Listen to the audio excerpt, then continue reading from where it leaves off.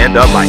Hosted by four-time Emmy-nominated producer Frank Pace and retired New York City firefighter, 9/11 first responder, and Vietnam vet, Billy O'Connor.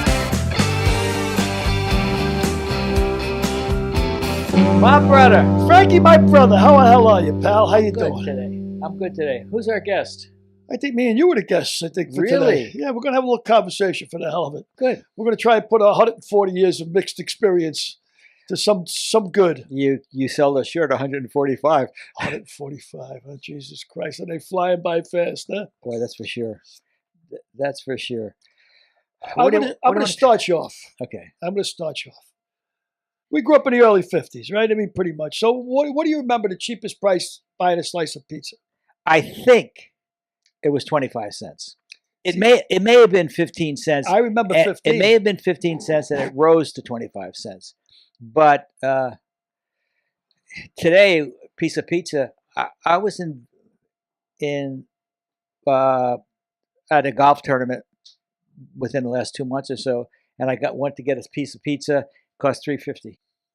Slice of pizza was $3.50. I remember there was a place in the Bronx, Brefford Chop House. So 75 cents for a pie. Yeah, a pizza, a pie was $1. 75, 15 cents. Getting on a bus, 15 cents. Yeah. You? Well, we just went out to lunch, and I paid $70 for lunch. Holy, was that $70? Yeah, it was $70. But that was $70? Holy crap. Yeah, but that's my point. It was $70 for lunch. Two sandwiches. I think my father would have shit. Oh, yeah. If he paid more than $7 for the lunch I just paid $70 for. First of all, my father wouldn't have paid $7 for lunch anyway. I don't think I ever went out to dinner until I was 14 years old. Yeah, I'm sure.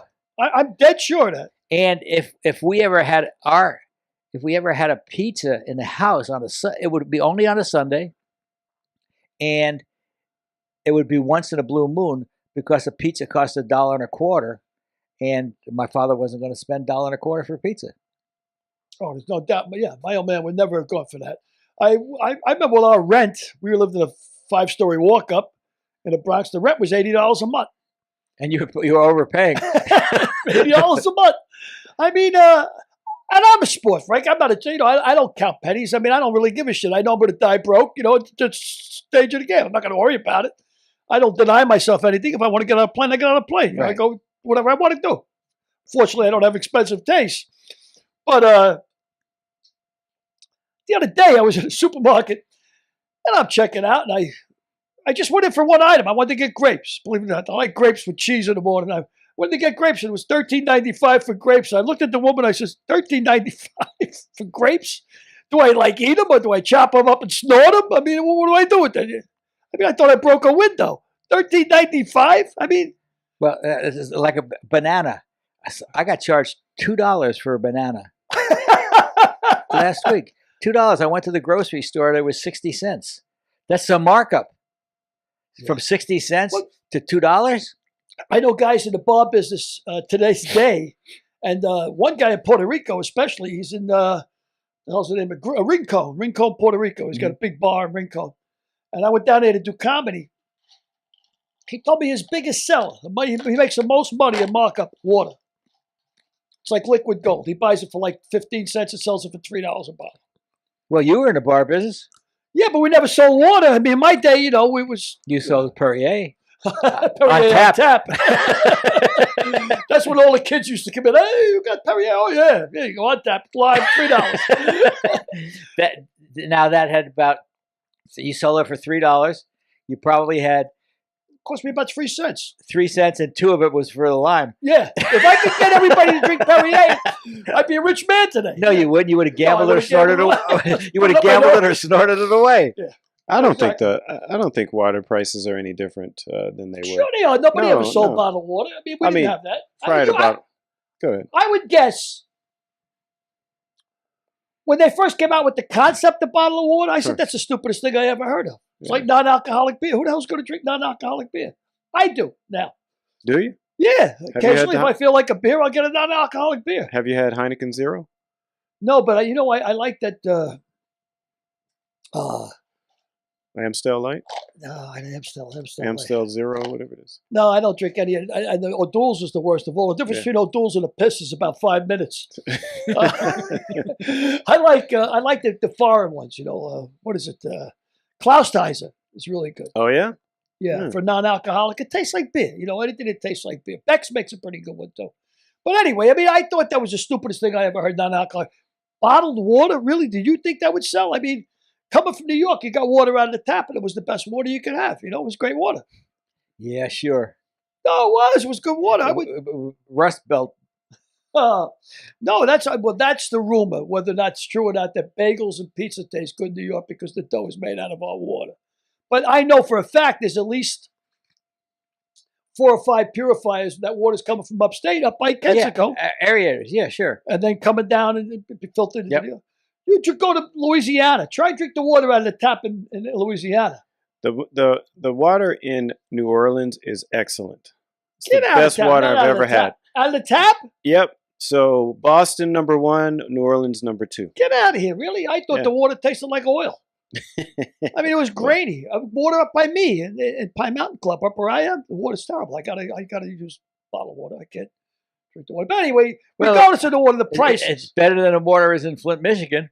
Oh yeah, that's without a doubt.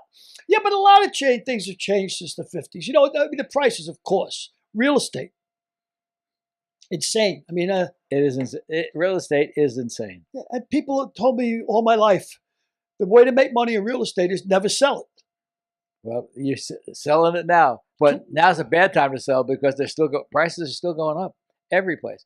I mean, yeah, you were just talking about that those house prices in Jacksonville. Yeah, I saw an article today that said Duval County, which is the city of Jacksonville, is in Duval County. Real estate prices are going through the roof. And they showed a $300,000 house that would cost $1 million in California, in Los Angeles. A $300,000 house. Friends of mine just bought a multi-million-dollar house on the beach in Jacksonville that would have cost $25 million. Yeah, you couldn't buy it here. Location. Well, it's just it's just location, but it's still on the water. Yeah, they're still on the beach. 20 years ago when I was in Florida, I remember St. Augustine. I thought the beaches were just pristine, gorgeous in St. Augustine. And you could still buy a house on the water for about $350,000, $400,000. I don't think now, but. Well, how long ago was that? 20 years ago. Yeah, 20 years ago is about right. 300,000 would have done it. What would you say, Derek? I was just going to ask you, how many people do you know that have multi-million-dollar houses? I know Frank. Derek. I mean, everybody in Los Angeles has a $1 million house or less, except if you live in Pine Mountain Club, because then you've got the equivalent of $1 million house, but substantially less because you live on a frozen hill. A frozen hill, eh? Yeah. Well, let you all think that it's a frozen hill. That's a good thing. This way I won't have too many neighbors. I'm going to take your word. I'm going to get you for the rest of the year on being snowed in for that Kenny Anderson podcast we did. 80 degrees out there today. It's a beautiful day. Yeah. We're expecting like 7 inches of snow today. Good. Yeah, up in the mountains. I mean, that's kind of cool. It's like that's what she said. Sure. I mean, you get snow and you can get in your car and drive an hour and a half and it be in warm weather. That's kind of cool, all about the elevation. But I mean, the things that were so different, like I asked you before while we were eating lunch, how old were you when you first got on a plane? You said 18. 18. Me too. 18. Almost 19, because it was Thanksgiving of my freshman year. And I had to fly home from Jacksonville, fly home to White Plains, New York from Jacksonville. And I got on my first National Airlines, which is no longer in business. National, I remember them. National Airlines. It was like a 2.5-hour flight home, and it was great. Yeah, the first time I ever got one was on my way to basic training, 18 years old. I mean, it just didn't do it. And I guess a lot of people, I don't know who watches our podcast, what age they are, but if they're 20 years or 30 years younger than we are, then there's no way they remember that it used to take 12 hours to go from New York to California by plane. before jet flights came in. It used to take a lot longer than that. Really? Well, I would imagine. Well, it was 12 hours. I mean, to go to Europe. How long did it take how long did it take by covered wagon? Yeah, well, if you want to go back that far, yeah. But people never went into a plane. They never went to a ball game unless they were dressed. It was a special occasion. Church, Sunday, was a big deal. People, not big deal, but people dressed up to go anywhere. On Sunday, it was like you almost had to put on a suit on Sunday. Yeah, I travel with Rod Carew quite a lot. And you should hear him rail against people in shorts and flip-flops getting on an airplane because he's very orderly and pristine, and he still respects air flight. But man, you should hear him rail against those people. How many you go to the bathroom and you come back, everybody's in bare feet. They got their feet stuck here and there, and and everybody's either wearing sweatpants, shorts. Some people are wearing pajamas. Yeah, I've got a photo. I'll have to get it for Derek of Jock Plant in goal for the Rangers, and it's sort of taken from center ice, and you see him crouched down and waiting for a shot, and behind him, everybody's very white and very well dressed in top hats and coats and ties, but even no blacks and no women, all very, very white, very sterile, very. In a lot of ways, it's a fascinating photo, but it's a scary photo as well. That's why everybody says, I wish we could go back to the old days. I wouldn't want to go back to those old days forever. Well, even that photo that you showed of me behind Roger Maris in 1961, you look at the rest of the people in that photograph. All the hats, no man went out. He wasn't dressed until he put on one of those fedoras, Yeah. I mean, that was standard procedure. Yeah. He wouldn't consider himself dressed unless that hat went on, Like that hat you have on now. No, not like this one. This is a newsy hat. Yeah. Hey, get in here. Hey, what happened to Hindenburg? The Hindenburg disaster. That's a Leo Gorcey Hunts Hall hat. Those are the dead end kids, Derek. The dead end kids, Derek. You don't remember the dead end kids, do you? I definitely do not. Oh, what is that? Here we go. That's it. That's the John photo. Plant. There it is. Yeah, look at that. Holy mackerel. Well, they don't all have hats on. Yeah, But, they're all dressed up. They're all mostly. dressed up, ties, shirts, and the actual original photo's got a wider perspective to it. But that's it. Well, that's not really fair when you say there's no blacks. It's a hockey game. Well, if it was a basketball game, you might see more blacks or a fight, Could I see a little bit more of that photo? What year is this? Oh, that's Hold on. well, yeah. That's the photo. You see. Let me see if I can. Well, it doesn't make any difference. It's okay. It's all right. Yeah. Well, we just don't want to. People watch people. The sound is people clicking off their podcasts while we search for the photos. You can tell them what we're looking at. Yeah, we could. Yeah, so that's the photo. That's the photo. It saves me having to go pull it down off of the wall. But Jacques Plant was in goal and he didn't have a mask on, so it was probably early '60s. Yeah, you would.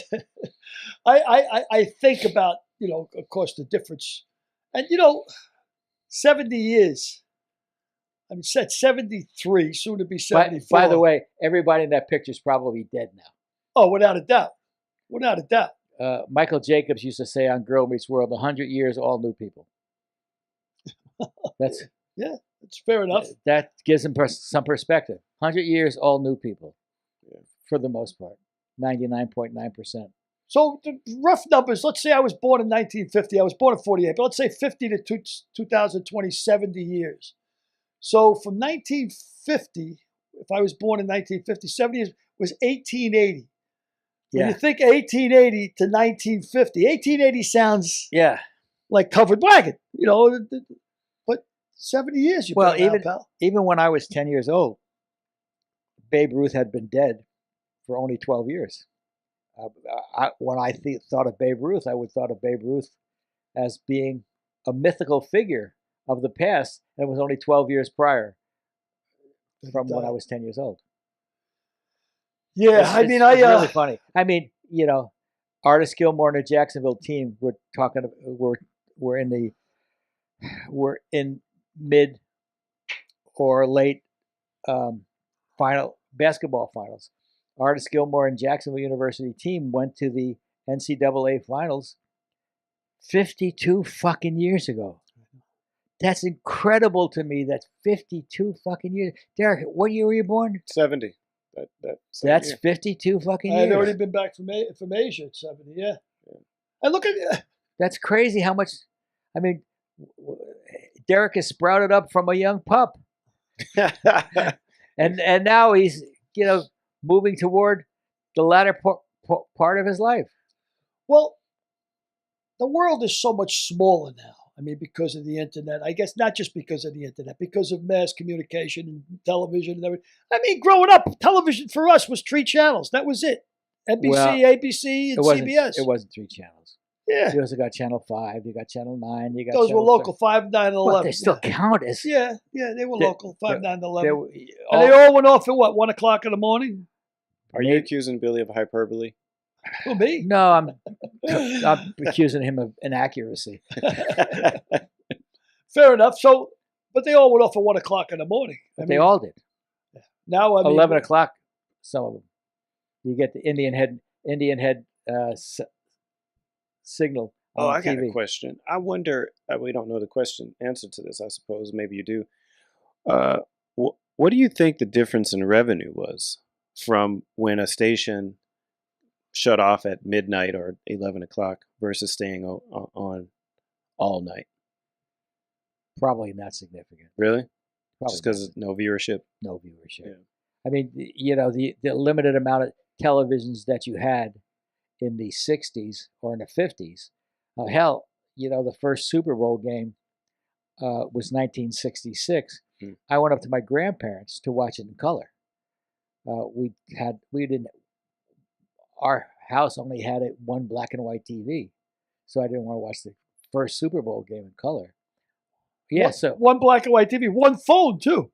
Oh yeah, for sure. One phone, and it was in the hallway next to probably a telephone stand, and when that thing rang, I think that's why we're so addicted today that when a phone goes off or you get a ding, you have a tendency to stop in the middle of a conversation and look at it because you figure it's important. Of course, 99 times out of 100 now, it's not important. Spam. But when the phone rang in your house, it was a big deal. It was an event, it was like somebody. And do you remember party lines? Boy, that's really going back. Now that's like, I imagine the Midwest and all that stuff had that. But Probably when I was a kid in the growing up, mid-50s. In the mid-50s in the Midwest, sure, you had party lines. You had 3 or 4 people on the lines at once.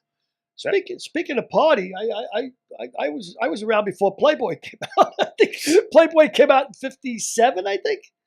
Yeah. And when I was a kid, I mean, you were just starting to find out about yourself, exploring your body, abusing yourself, or whatever you want to call it.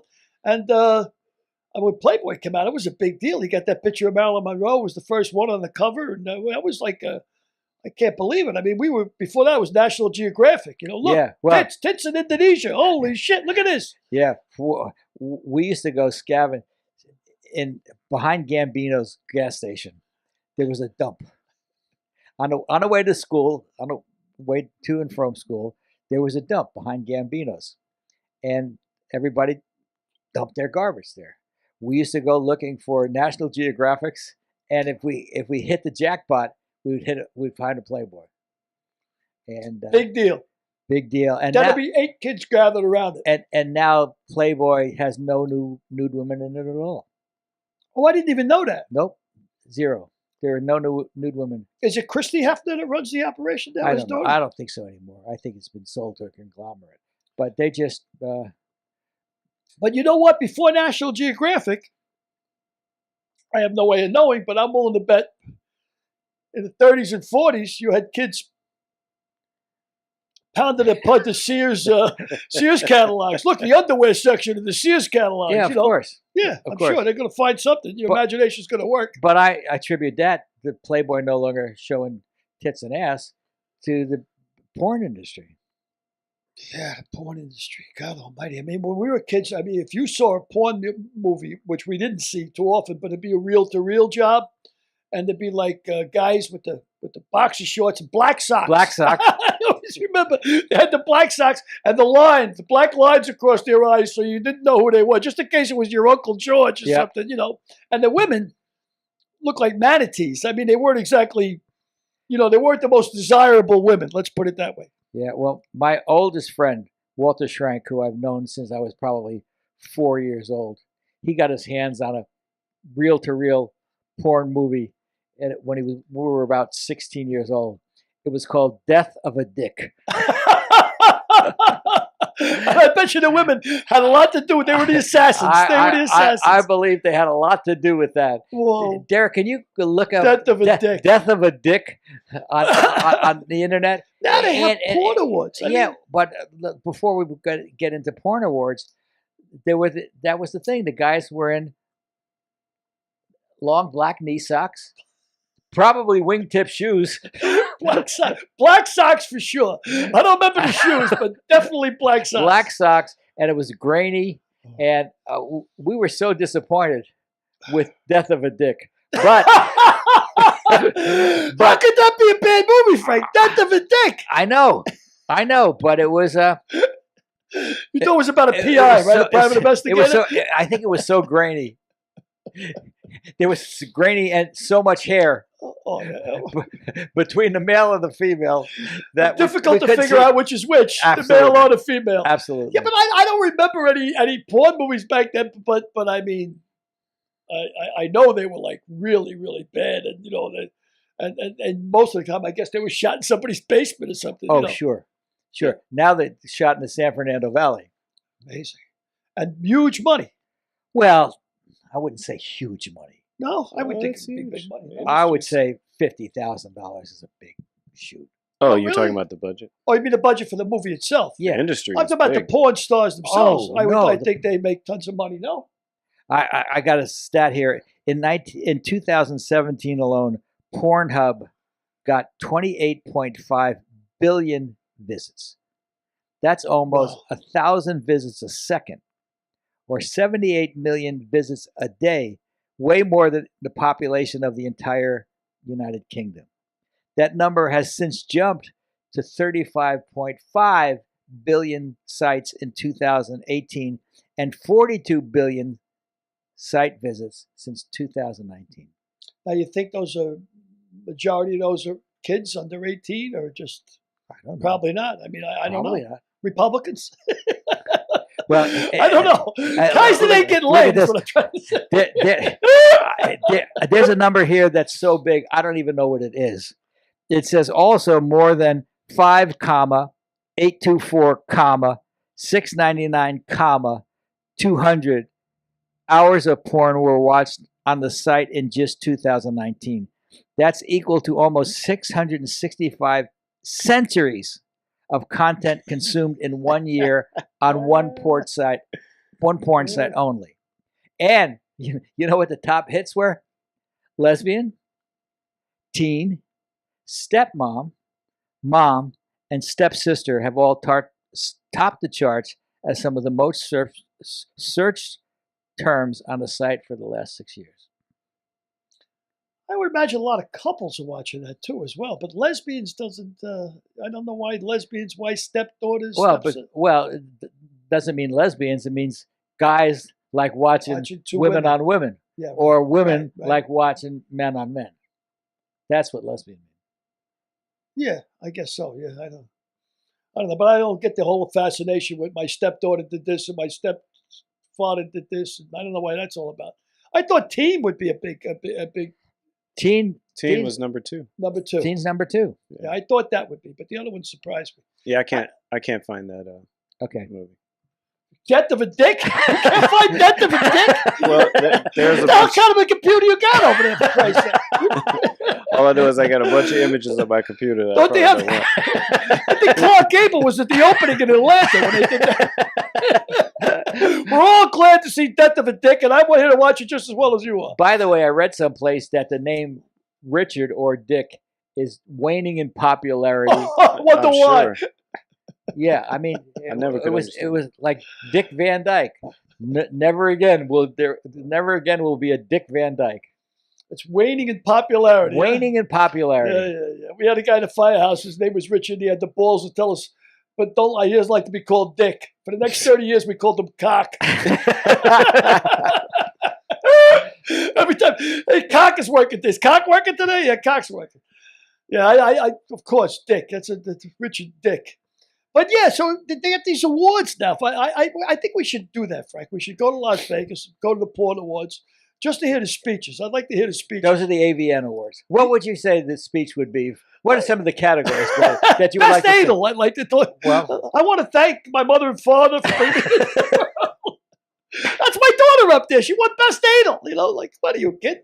I think they do. I think some winners have their parents in the audience. I would imagine. I mean, this is their big moment. They wanted to get into acting. And yeah, I want to thank my parents for bringing me into the world. And I want to thank the guy in 16B for having a 14-inch prick and showing me the joys of anal. I mean, what do you say when you win an award like that? They wanted to get into acting in the worst way. And they did. In the worst way, and they did. And they went in the worst way. Yeah, exactly. I want to get into acting in the worst way. Those are the AVN Awards, and the AVN Awards do big numbers on pay TV. You know, but that HBO. shit, I'm sure that shit went on in the 30s, the 40s, the 50s, but it was all clandestine, right? I mean, all of that shit went on. I mean, I've read, besides Marlene Dietrich, Claudette Colbert, so many big actresses, a lot of them were lesbians. Or, you know, but that shit couldn't come out. It was a death knell if you were an actor in them days to have any. Here we are. Excuse me? Oh, I think he's playing an award.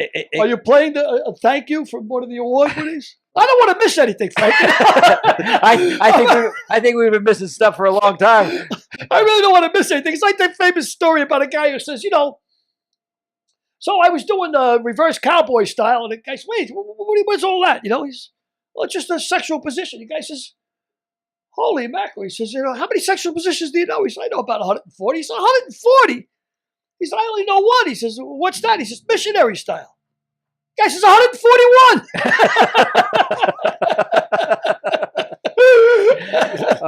But everything was different, especially dressing up. People went to church, they dressed up. It was you don't see anybody going in sweatpants or some shit like that. Now it's, no matter where you go, it's is it better or is it worse? I don't think it really matters. I don't think so either. Yeah, I mean, we were talking before about cruises. You know, a lot of jokes about people who go into Walmart, the way they're dressed in Walmart. That's the way they go on a plane now. It's the same way they go on a cruise. It's no big deal. It's comfortable. I want to be comfortable. Yeah. Wait, the question is it better or worse? So you don't think it matters if people dress up or not? It doesn't matter. It doesn't really matter to me. Does it matter to you? Well, it's just an indication that sloppiness. No, I don't think so. It's comfort. Everybody wants to be comfortable in their lives. And in that photo of the Rangers game, everybody was dressed, but they weren't comfortable. They would rather have been in sweatpants and T-shirts, I believe. Yeah, but again, it's what everybody else is wearing, right? Isn't that what dictates what happens? I don't know. I wear whichever clean. Didn't you have a rule back in the day that you wanted your people to have collared shirts?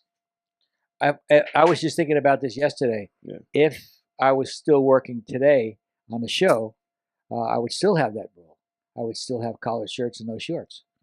Because, and I'll tell you why I did that.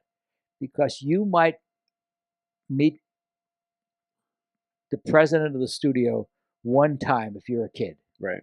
And do you want that president of the studio's impression of you to be shorts and a T-shirt? I think not. Got it. I want this. So that answers Billy's question. Well, you can only make first impression one time. So the first impression has to be on the mic. Well, you talked about John Wooden. Didn't John Wooden want his players dressed? Or? No, he wanted them dressed properly. No facial hair? No facial hair. Learning to tie Didn't the Yankees always make guys wear suit and tie at one time? Well, they still have a no facial hair policy. Who? The Yankees? Who are we talking about? Yeah, the Yankees. The Yankees? I didn't know that. Well, see that? You learn something every day. And that goes back to George Steinbrenner. Because George Steinbrenner felt that the Yankees stood for something. Yankees were a paragon. I wonder if the Dodgers The Dodgers probably. Dodgers have facial hair, of course, but the Yankees still don't have facial hair. Oh.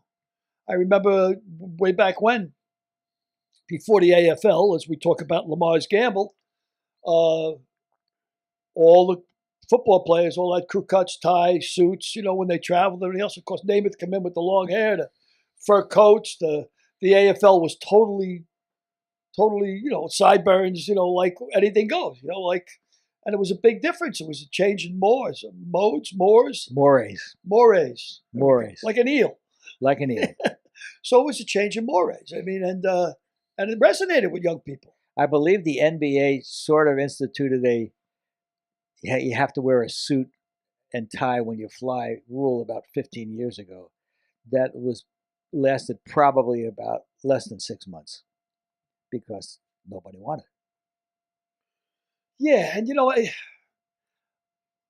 my ex-girlfriend told me one day my idea of dressing up is wearing a shirt without a logo. But I just yeah, that was my idea of dressing up.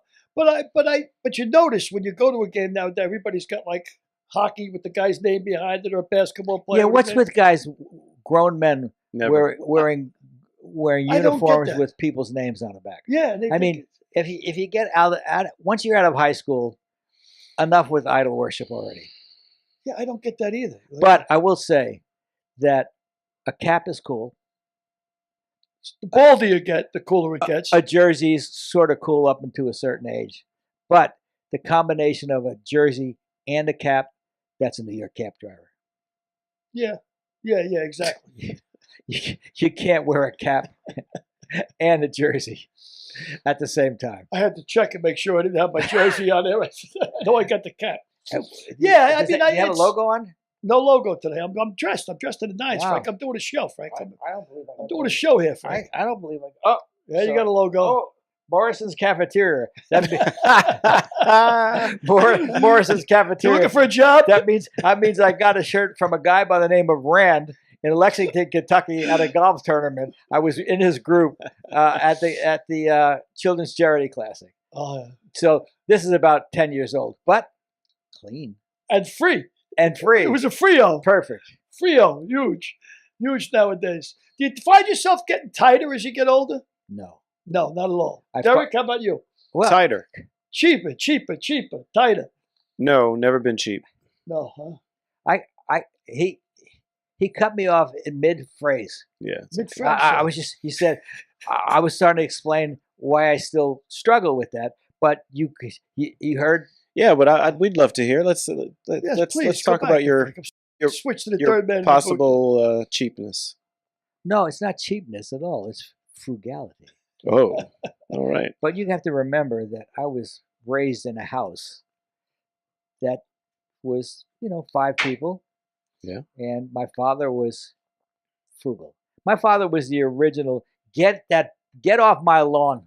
Oh, Oh yeah. so this is the guy. This is the guy that I see in the that I saw in the lunch at lunch today. No. Yes. Oh, what do you mean? Yeah, the guy that's ready to fisticuffs at any moment. Yeah, but that was because of you, because I had to buy you lunch. And it cost $70. Yeah, you're right. That's crazy. Well, I can't believe that was $70. That's wild. but we had tater tots. We had and I also bought a 4th lunch from her. Oh, true. But in defense of your father, he came out of the depression. He came out of the depression. And that's, Yeah. That's the whole deal. It's depression, kids. Do you know, and most people don't know this, but when World War II broke out, the United States refused almost 25% of the applicants from the United States because they were all undernourished, because they were all children with depression. Think about it. 1929 is the depression, 1945, 44 was the war. These kids looking to get into the war, a lot of them were undernourished because of the depression. They refused almost 25% of the applicants. So that, I've often talked to you guys about, I don't know if I said it on the show, I'm sure I did, but when I was always in the saloon at 3 or 4 o'clock in the morning, look around for the oldest guy, looking for somebody to talk to, and I'd ask inevitably, whether I was in Europe or in the United States, I'd say, what was the worst time of your life? 82 years old, I'm 22. So we're talking 60 years ago. I'm sorry, 50 years ago. What was the worst time of your life? To a man, if I was in the United States, they'd say the depression, the depression, the depression. If I was in Europe, World War II, World War II, World War II. Because we weren't affected by it, you know. What do you think the kids would say now? Or what do you think? COVID, I would think. Really? I would think so. I mean, if you're young, 18, 19, imagine being 17 years old and spent the last 2 years at home. I would think. I don't know. I don't know. I thought it might be bombing of the World Trade Center. But that didn't affect them directly unless, Well, I mean, 6 degrees of separation, yeah. The new generation would actually say Trump over COVID Really? for sure. New Yeah. generation, define new generation. Like I mean, kids my daughter's age, you know, like early 20s. That was really an impression for them. yeah, but COVID. I think you're talking about your daughter, who is upwardly mobile, very bright. I don't think that people in less. I want to try to say the right words. I get what you're saying. Yes, People we of lower classes, regardless of their status, regardless of their. Yeah, and you're right, because even when I said that, I was thinking about sort of, you know, for lack of a better word, upper class. Yeah, upper. Yeah. but if I was 18 years old and I was confined for 2 years, I don't think they know any different. I don't know. I think that'd have to be I mean, I think horrible thing. later. The reason why I say this is because there's so many kids in this current generation that are okay with being confined, okay with wearing masks, okay with all of the mandates that are placed upon the country, that I don't think they know the difference yet until they've actually had some something to contrast that particular freedom or lack of freedom with. But kids who know the difference are kids who had to put off weddings. Right. True. Kids Yeah. who had to put off who graduated from college with nobody to see them. Kids who graduated from high school with no ceremony. Yeah. All of those kids Yeah. were No prom. no proms. All of those kids were adversely affected by COVID. Do you think that because of 21st century, because of the internet and everything else, that some of these kids are isolated and don't even want to come out of their room? I mean, because they're so accustomed to being isolated. Yeah, but they would have been isolated in their rooms anyway. If Yeah. they didn't want to come out of their rooms, they were already preconditioned to be in their rooms in the first place. They probably have been in their rooms since they were 11, and the only time they would come out to shoot up a school or something. My son is 36 years old, and he texts me. When he texts me, it drives me fucking crazy. I can't stand it. I told him, don't text me. You know, like it's a yes or no answer, text me. But if you want to have a conversation with me, Call me. yeah. What does he text you? Dad, I hate you. Dad, send money. What are you taking? Dad, I'm in a bit of a jam. Dad. I says, and then How thanks, TX, and I say no. I say no money, because no is shorter than yes.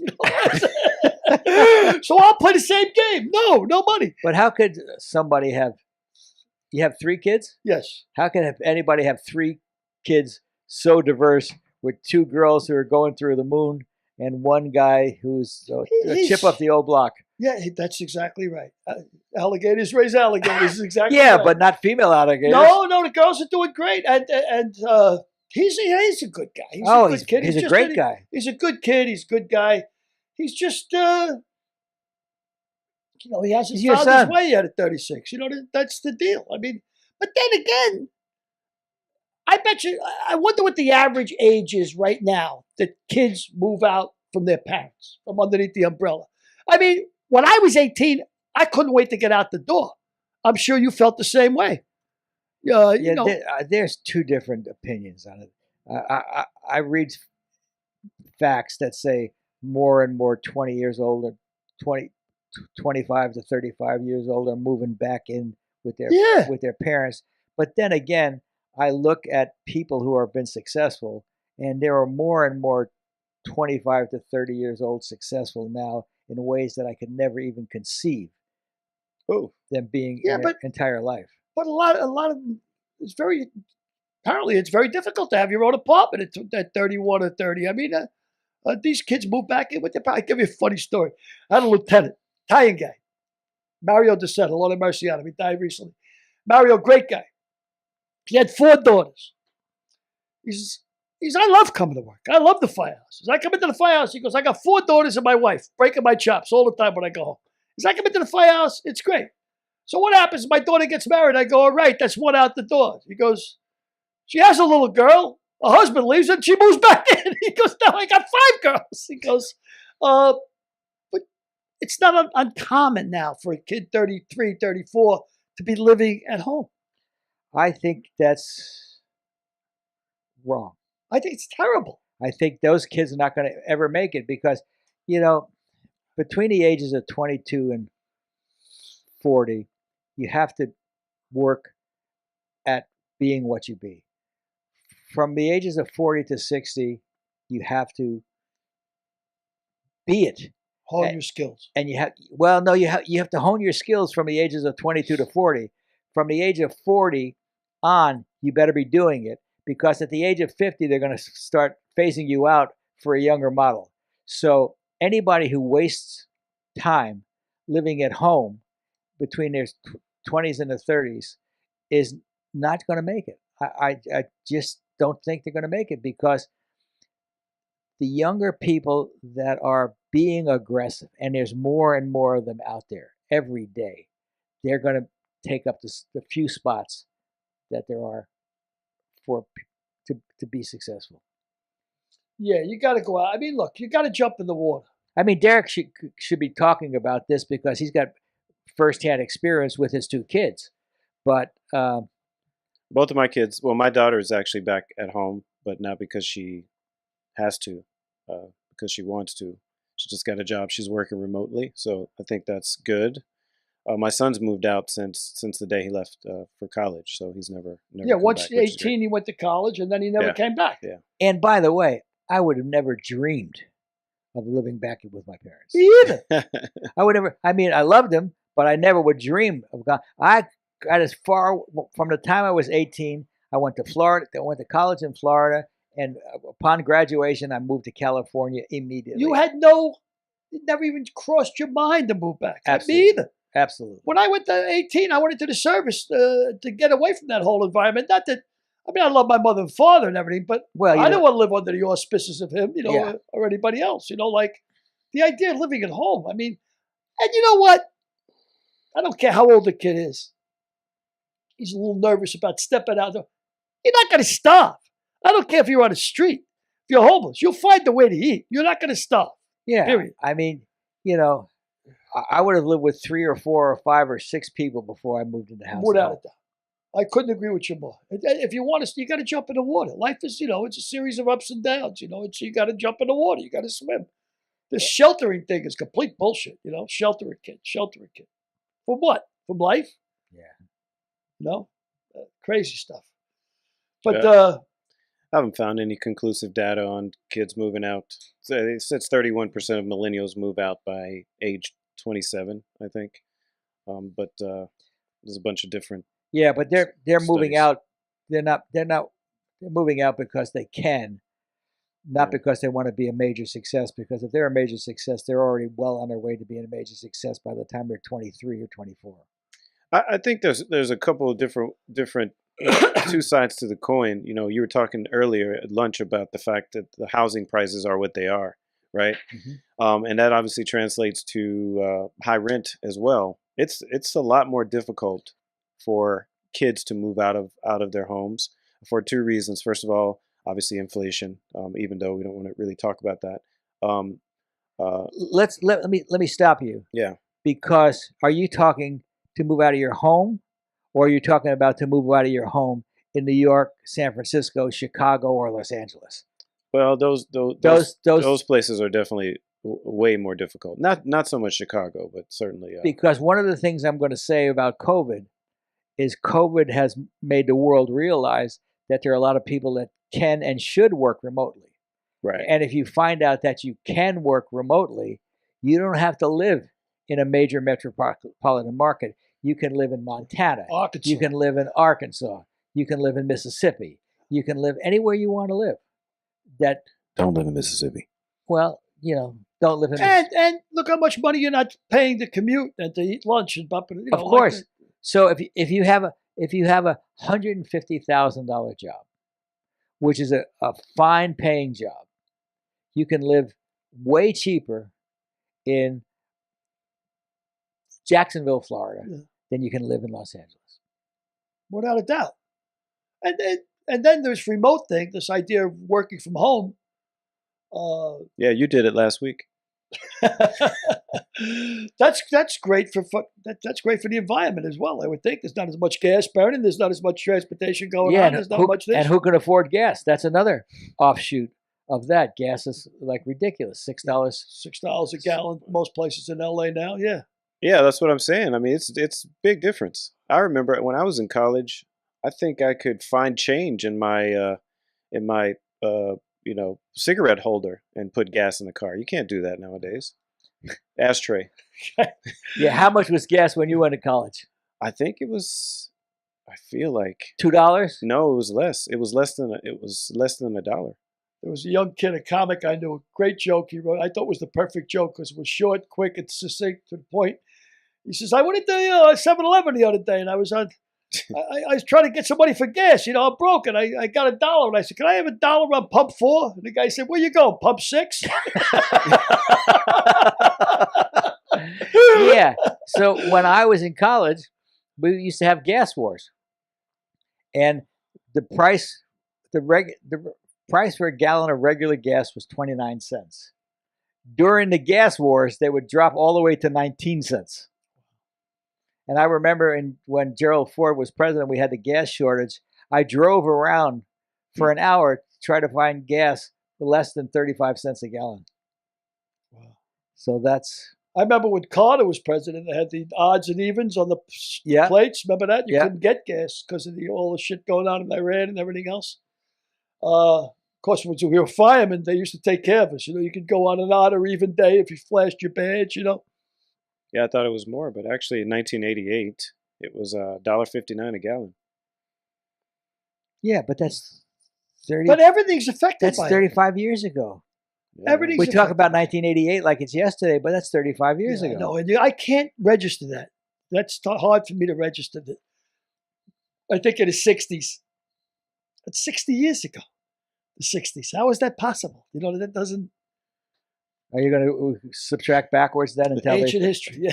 Tell me that turn of the century stuff again? Hey, there's another thing. Look at the prices. Look at Namath. Big deal. Lamar's gamble, $400,000 for 4 years. Nobody's worth that. Nobody. I just watched the Cleveland Browns just signed We have Foster, Deshaun Watson. Deshaun Watson. You see what they're paying him? Yeah, they're guaranteeing him like $269 million. And they don't even know that he's going to play this year because he's still got those 22 rape cases outstanding. I mean, he's well, he might have been misconstrued there. 22 rape cases could be circumstantial. 22 rape cases. Yeah, you guys aren't qualified to talk about that. No, we're not. Well, Billy maybe. Rape. Let me tell you something. Billy was maybe in some of those massage parlors. Let me tell you about rape, Frank. I'm Irish. We don't even understand rape. We find it difficult enough to do it. Don't even joke about it. Don't even joke about it. Yeah, we don't understand. But you know what? Don't even joke. I'm just talking about the money. Watson's getting that kind of money, which and they don't even know he's going to play because the NFL hasn't.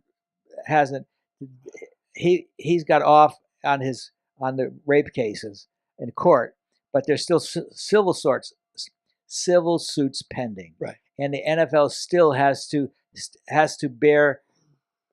bring forth whatever they want to do. They're for sure going to suspend him for at least 6 games, and they may suspend him for the year. So I mean, what are the details of these rape cases? Massage parlor. They're all people in massage parlor. How the hell could you rape somebody in a massage parlor? Okay, and then the next question is, so how did he get off? If he, I really shouldn't be talking about this, but I guess we shouldn't talk about it. No, because my guess is that all 22 plaintiffs had the same lawyer.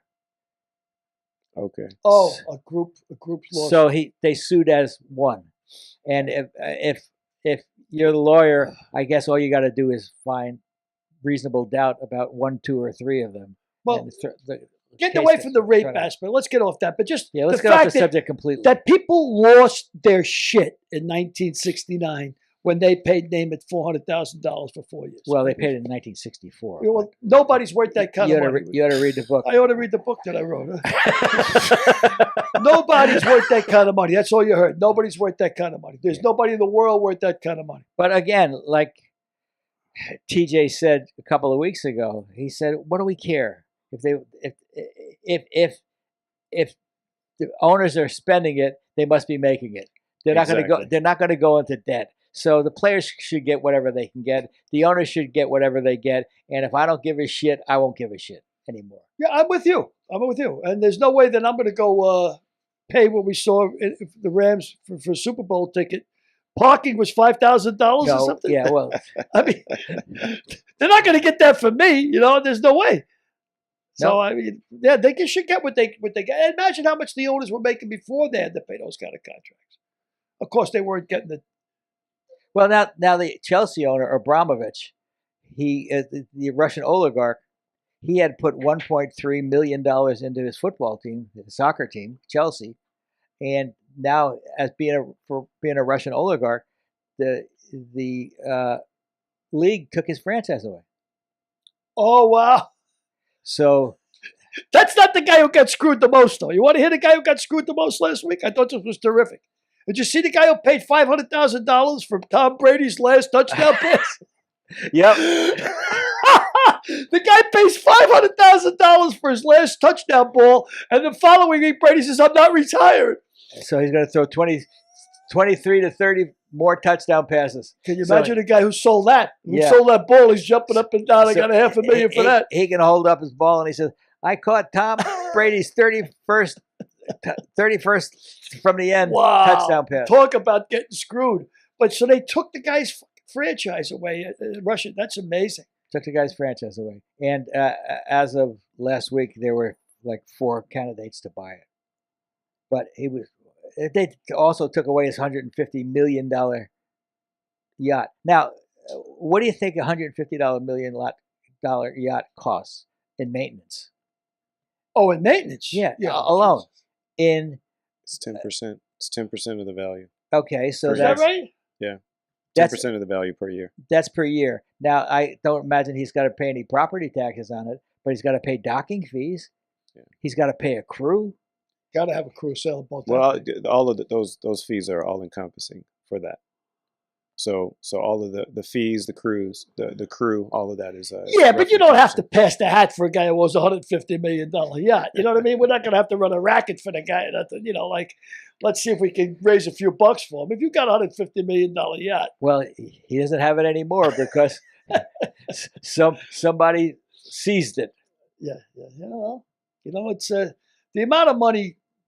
and somebody seized his $1.3 billion soccer franchise. That's. I don't know. Are we okay with that? Are we okay with it? Yeah.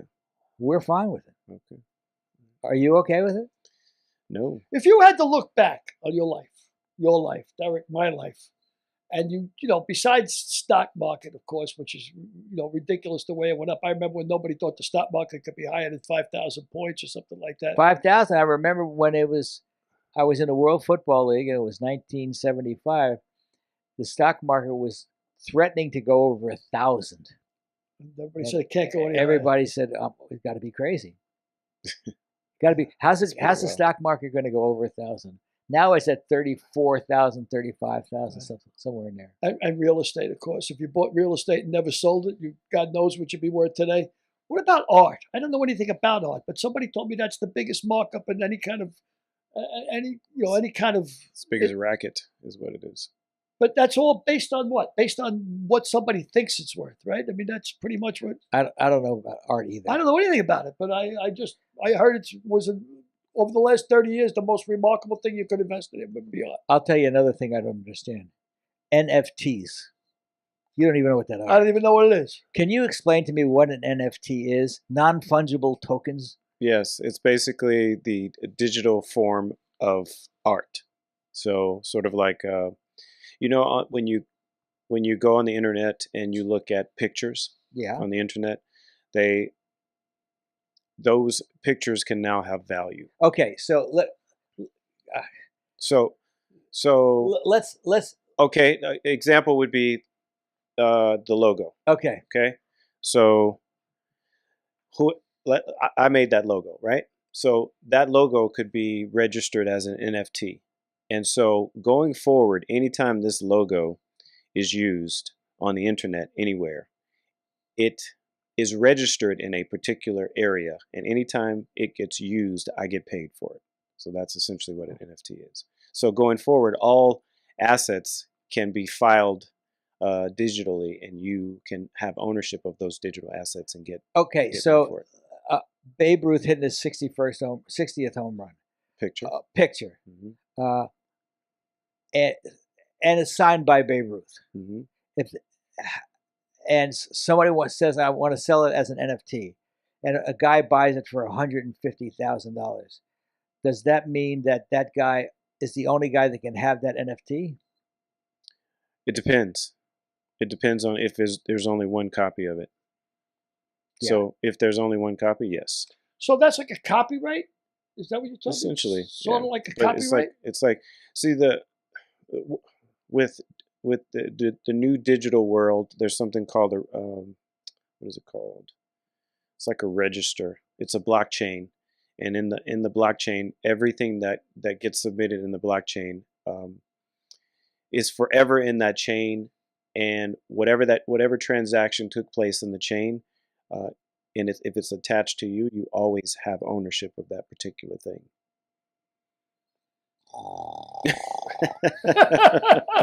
We lost Frank. He passed out there with the NFTs.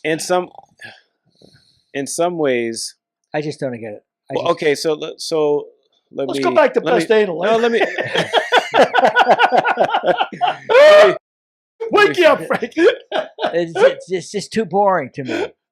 As well as you can explain it to me. I probably haven't done a great job of boring. explaining it. Okay. Let's talk about Let's talk about the Yankees. Let's talk about the Dodgers. Let's talk about the Cardinals. Actually, I have a question for you yes, guys. Sir. What's something that you guys know now at your age now that you wish you knew 40 years ago? So let's say as soon as you enter 30. I know the answer. I wish I knew how easy it was to make money. I'm still trying to figure that out. Well, no. Okay. You knew how easy it was to make money. You didn't know how easy it was to keep money. That's true. But if I was to say anything, I would say buy Apple. 40 years ago, buy Apple. That's what I would say. Yeah, but okay, but he's talking about something different. Yeah, I'm talking about something different. I mean, do explain. It's because of my upbringing. Mm-hmm. I was afraid to ask for money. Okay. So now I know that in order to get money, you have to be willing to ask for money. That's how all these agents are making money, because they continuously ask for more money for their clients. That's sage advice. Know your worth.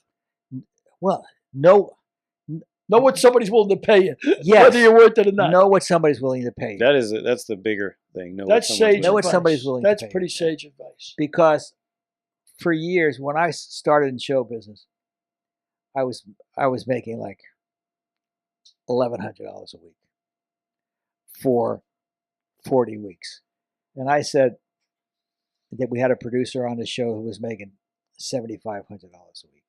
And I said, boy, if I could ever make $7,500 a week, I'd be in clover. Without a doubt. Well, those are show weeks, so we do 22 weeks a year. Later on, I turned down more than 3 times that. I said, how the fuck did somebody, I would tell my agent, how the fuck does somebody expect me to work for that? So everything's relative. Everything's relative. You have to know what you're worth. I mean, I talked about my friend Dominic Bruno. Again, not what you're worth, but what somebody's willing to pay. I talked about my friend Dominic Bruno in If These Lips Could Talk. And I said I was a little down on myself at one point in my career. And he said, why? I said, because, I feel like I'm stealing the studio's money. He said, pal, at this point in your life, you're getting paid for what you know, not for how hard you work. And you can save the studio no matter how much money you're making. you can save the studio that in one afternoon, and that put everything in perspective to me. So you have to know how much people are willing to pay. Big difference than what you're worth. And in negotiations, you never. They said, "How much do you want?" And I said, "How much do you have?" You never offer first. You never give a figure first in any negotiation. And chances are you'll undermine yourself, wouldn't you? Yep. And I forgot my train of thought because he interrupted you. God damn it! No. I think you interrupted me. Yeah, fuck you, Derek. But yeah, so you have to know what somebody's willing to pay you. And I often said that when I was a fireman. It used to crack me up. Firemen would go to negotiation with lawyers for the city. And I'd say, this guy's a fireman. This guy's got our country. Why don't we fucking hire a fucking negotiator to go to negotiate? Hire a lawyer. Get somebody. Why are we the head of the union? The guy's a fireman that we elected head of the union. He don't know nothing. Get somebody to negotiate for you. I mean, the city's got the top-notch negotiators. Of course. Yeah, so you hire a negotiator. I mean, none of these guys would be getting, the ball players or anybody else, entertainers would be getting what they're worth if it wasn't for their agent. Because the agent gets a percentage of what you earn, right? So it behooves him to get you as much as he can. Right. Yeah, it makes sense. I never had an agent, Frank. I need an agent. Too late. It's not too late, Billy. Too late. I know it. I know what you guys are willing to pay me. Mom's Mabley had an agent at your age. That's the only comparable person I can think of. She had better lips than me, Frank. She had big lips, Mom's Mabley. She was the real deal. She was a funny girl. She was the real deal. Uh-huh. She was the real deal. But yeah, things are just, look, I guess I've heard so many people say that this generation, it's going to be the end of civilization. They've been saying that shit since 2000 BC, you know? This generation's the end of it all. I don't know if it's for better or for worse. I know these kids today, they might not even know who fought in the Civil War, but they can find the Battle of Gettysburg with their thumbs faster than you can, and they know more in 10 minutes about Gettysburg than you know from a lifetime. So is that better or worse? If is they that want good it. or bad? If they're motivated. Well, you know, is it better or worse to be able in that situation? You don't know, just know you can find. I don't know. Yeah, well, our access to information is greater than it's ever Crazy. been. I mean, when's the last time you've been to a library? Oh, yeah. Can't even think of it. I mean, I want to say, when's the first time I've been to a library? Because, I mean, after high school, I didn't go to the library in college. I didn't do anything in college, really. When I was in grammar school, it was almost like it was a thing to do on a Saturday. You know, if I wasn't playing ball, if it was kind of snowy or something, we'd go to the library and hang out. You know, I mean, that was a thing. Speaking of which, I asked Derek before the show, can you think of any book that really influenced your life? That book that you said that really made a difference in your life? Any book that you read when you were a kid or any other time? No, I really don't. Yeah, I was talking about Norman Vincent Peale's, you know, The Power of Positive Thinking. I read that when I was a kid. It sort of influenced me, you know. Positive. How so? It just made me realize that perspective. You know, and I don't know anything about physics or chemistry. It's like different. But I know that energy is energy, and if you put out positive energy, chances are you're going to get positive energy back. You know what? So that's just a fact of nature. I think even Einstein said that. Like, but isn't that the same way of saying if you smile at somebody, they're liable to smile back? All this positive energy bullshit.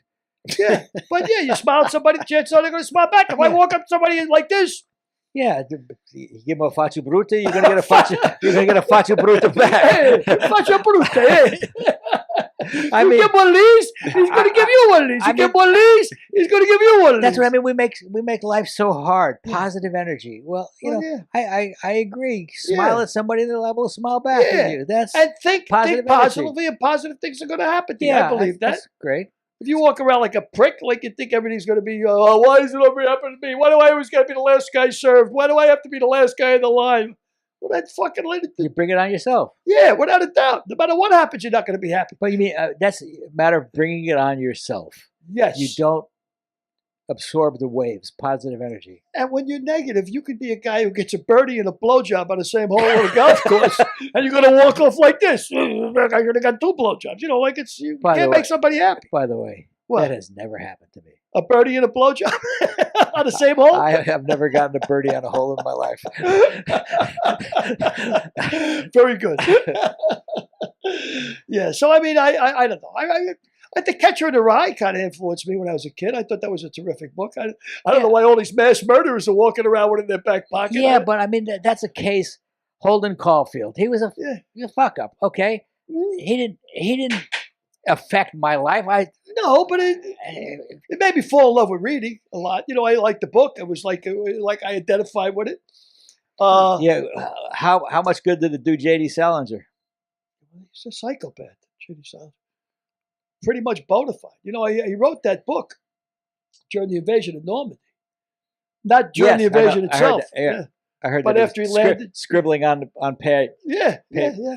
I mean, I met his son once. Did you? Yeah, because he was good friends with Jeff McCracken, who was a previous guest of ours, and they were working on a project together, a baseball project together. And JD's son was Jeff's partner. Wow. You know, he had if I got this right, I'm pretty sure I do. When Salinger was overseas, and of course he was 18, 19 during the invasion of Normandy. And he got a Dear John letter, you know, from his high school sweetheart. And, you know, he had expectations of coming back after the war and marrying and everything. Her name was Una O'Connor. I know who it is. Yeah. I know where this is going. Yeah.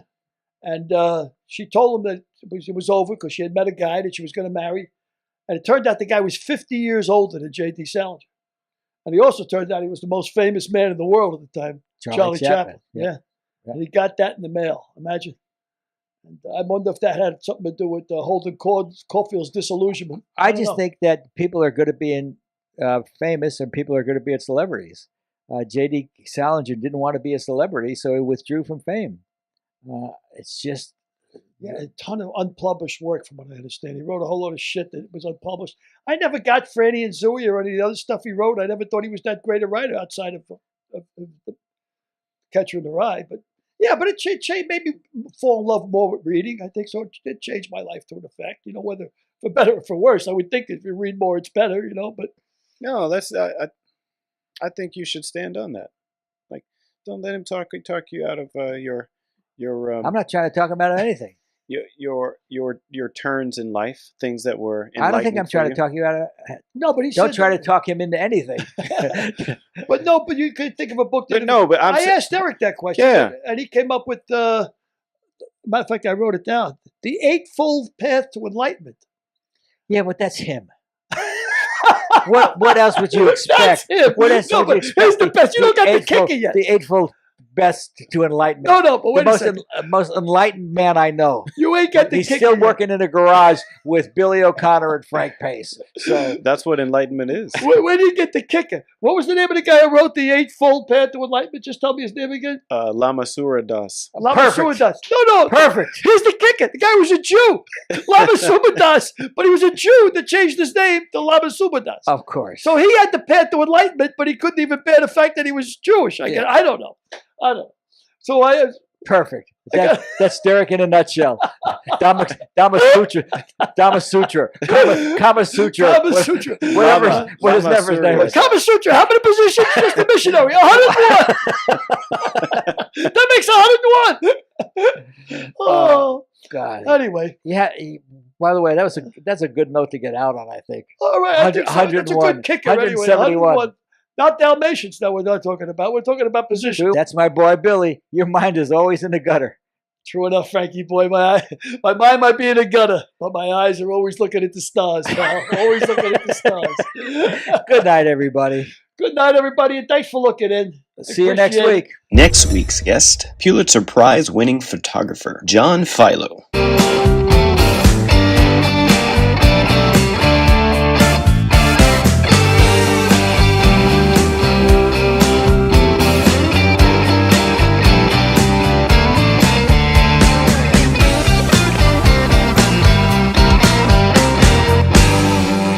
We'll see you next week.